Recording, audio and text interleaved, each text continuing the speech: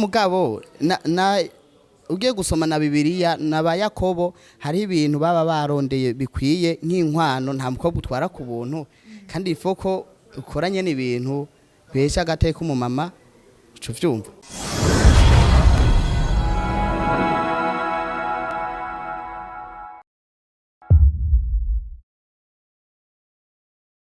Hello guys, ndabaramukije cyane nizere ko mumeze neza. Je ndameze neza ndashima Imana nkuko vy'amahuri mose. Ni Arvera kuri micro inyuma ya kamera hakaba ari yo Ngege.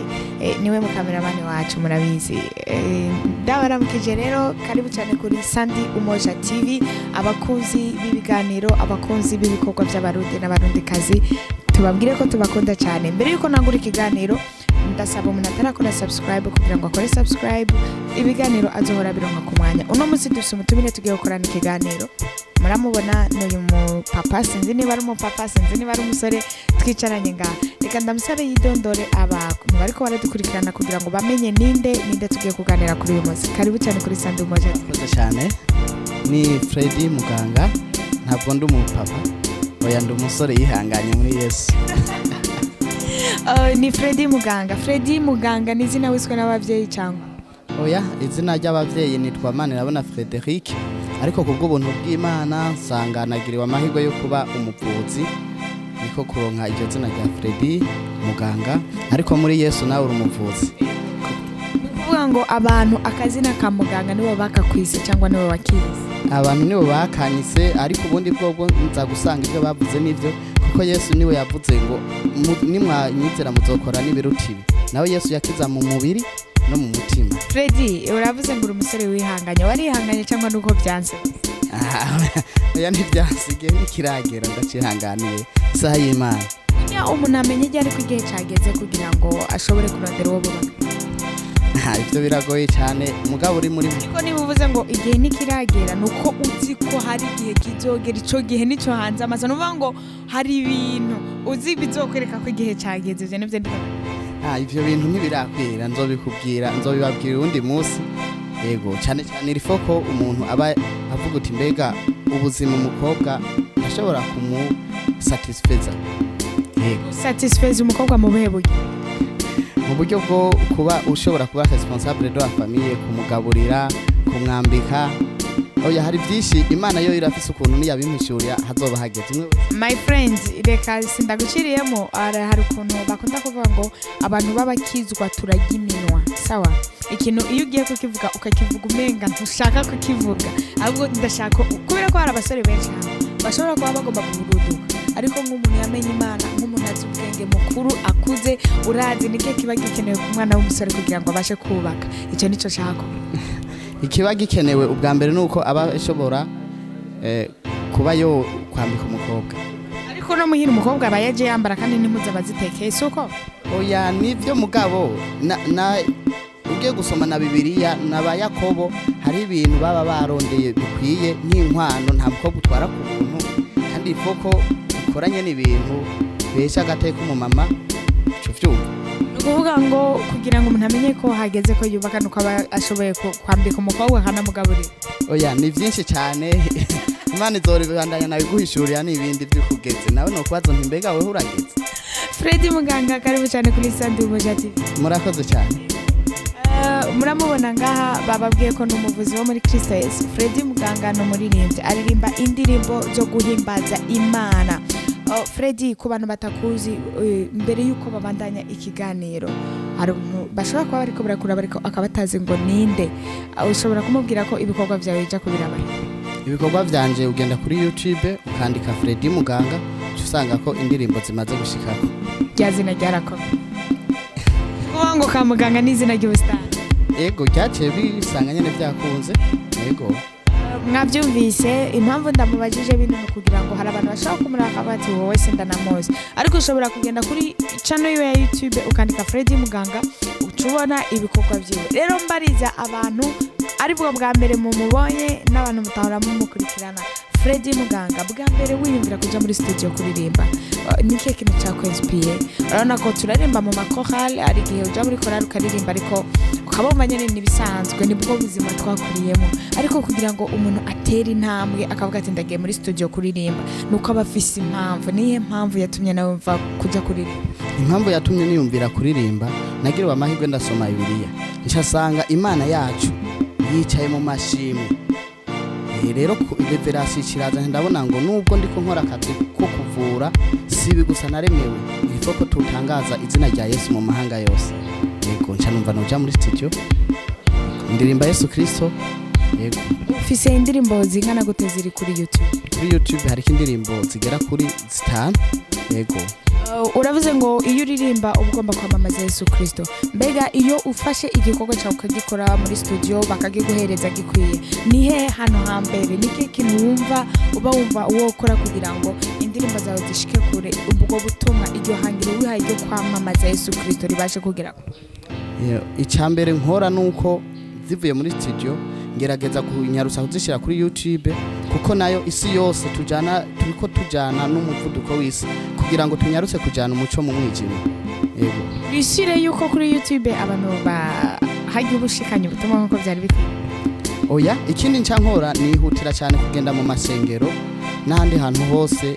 bavuga Yesu Kristo tubona ko hakwiye ko tugenda kwamamaza izina ryiwe nkagendaho ku buntu yego Freddy Muganga guba warahisemo kuririmba gospel washatse kubikora kugira ngo urondere ubuzima cyangwa wabikoze kubera ko gukorera Imana oya nkuko nabikubwiye ni kugira ngo icubahiro c'Imana kiduge hanyuma inyungu nayo yavuze ngo muzobishumbusha umurengera muri iki gihe no mu kizoza rero si inyungu yanje ubwa mbere no kubaka izina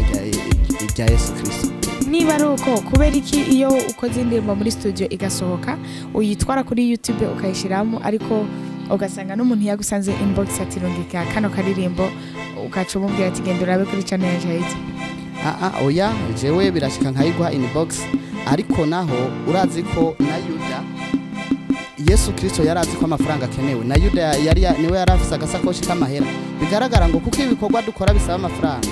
intererano yanyu namwe mushamuja kuri YouTube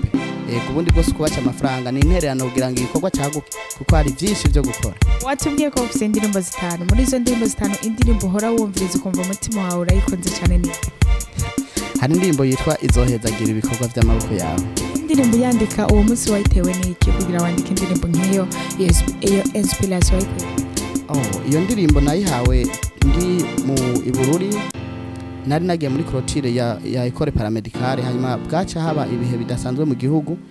hanyuma mpabwa vision yuko iyo ndimono yandika kugira ngo ndemesha abantu rabwira ngo uko biri kose Imana irahindura ibintu hanyuma tukabaha amahoro atangorana hari 2015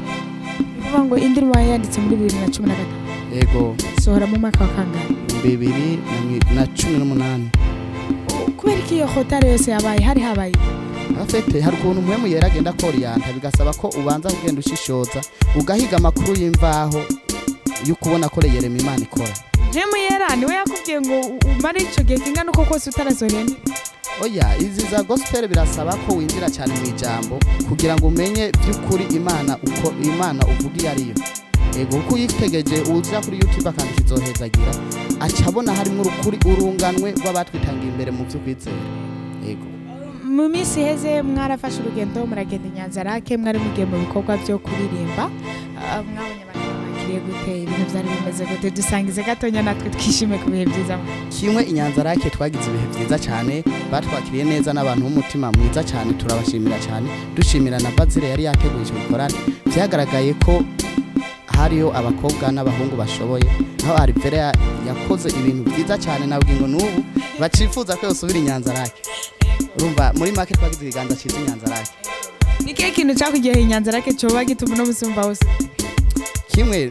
n'umutima w'urukundo bagaragaje mu kutwakira batari batuzi tunashimira na igirize yatwimviye kukiya ariko nk'abantu b'abakristo mba numva kuba umuntu yo gukunda atagitangaza kirimo suko igitangaza ahubwo no kubona umuntu afite umutima mwe ariko ndavuga nk'abantu b'abakristo kubera ko n'imijambo y'Imana rivuga ngo dukundane nkuko Yesu yadukunze kandi kikaba ari cyagezwe gikuru niba koko turi abakristo tuba tugomba gukundana ico rero n'ubumenga se gitangaza cyo gutangaza ahubwo mbaniriki ikindi gituma twosubirayo nuko bipfuje ko ahubwo ubucuti bwo kwaguka cyane yego ubundi bwo kudukunda ryari itegeko ko badukunda ariko ndakubwira ngo erega si hose uzogenda ngo bakwakire neza rero nitworeka kubashima kugona rwari urukundo rudasanzwe berekana. Freddy Muganga uwo bafise igikorwa gishasha uriko urategura kirimo kuja ku Muganga? Yego cyane ndiko ndategura indirimbo ama audio 3 ziri mu kuja kuri YouTube ariko kandi hariho n'ama video ndiko ndategura yazimwe mu izo ndirimbo yego vuba muzozibona. Urafise nk'akantu wowe uriko urategura abafansi bawe abantu baba bagukunda bagukurikirana urabona yuko buri gihe iyo turirimba tugashira ku YouTube gusa ni nka omega ntibabifashe cyane abantu nabo baba bagomba ko tugirana bijya bihe tubahereza kuri YouTube tukabigirana live ukabaho utumira nk'abantu kabira ati mfise concert mfise giteramo nateguye muzoze dufashanye guhimbaza Imana nawe hari cyo buri kurategura. Concert ndiko ndayumvira ariko sindabona itariki yego ariko ni ico gikorwa kiramutse kibaye mwebwe nyene muzaba mbere kubimenya hanyuma tubimenyeshe abafansi bacu. Umunsi nk'umuririmbyi wa gospel ni keke no wavuga ko muziki wa gospel wa hano wacu mu Burundi? Muziki wa gospel wa hano mu Burundi uhagaze neza cyane kuko bariko barakora bitanze yego kuko wewe wibaza ngo nturi gukora ariko abo hanze bo barabizi kuri kurakora utibagiye ko twaciye mu bihe bikomeye ubu rero turi mu ikanguro bidasanzwe cyane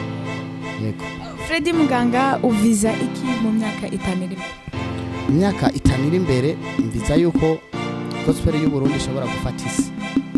ikindi impano zikiri hasi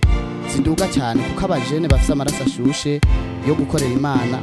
barahari bisaba ko ndafise vision yuko abajene benshi twoja hamwe tukazamura icubahiro c'Imana mu butandukanye bwacu. Tuvuye mu bya gospel gatonya tuje mu buzima busanzwe dusezera ikiganiro cyacu. Freddy kubera ko utashaka kurongora kandi ndabizura kuzura umuntu w'umupapa kuze ndashaka kuba oya ndabishaka nakubwiye ngo isaha y'Imana ntiragera niyagera uzucime ubimenyesha ndababazi murako ndakuvuga ngo isaha y'Imana mu isaha y'Imana ko twe turazambara ku kuboko nubwo ataye nambaye isaha y'Imana muyimenyeshwa niki? Oya ibimenyetso bisaba kuja muri mpemu gacu bibona none muri mpemu muraje mukavaye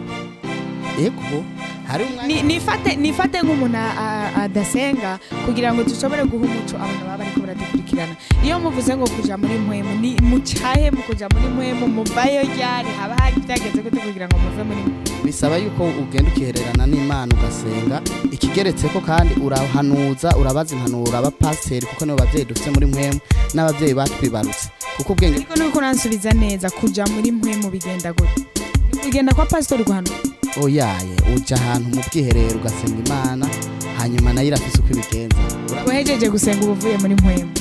oya ni birebire wewe urapima hanyuma uzokumva uko bigenda muri Ndavyumva cyane Freddy Muganga reka ndagushimire ku mwanya wawe gira akajambo ubwira abantu bariko baradukurikirana kuri Sandi Umoja TV bose babanza kugenda bakagira subscribe kuri Umoja TV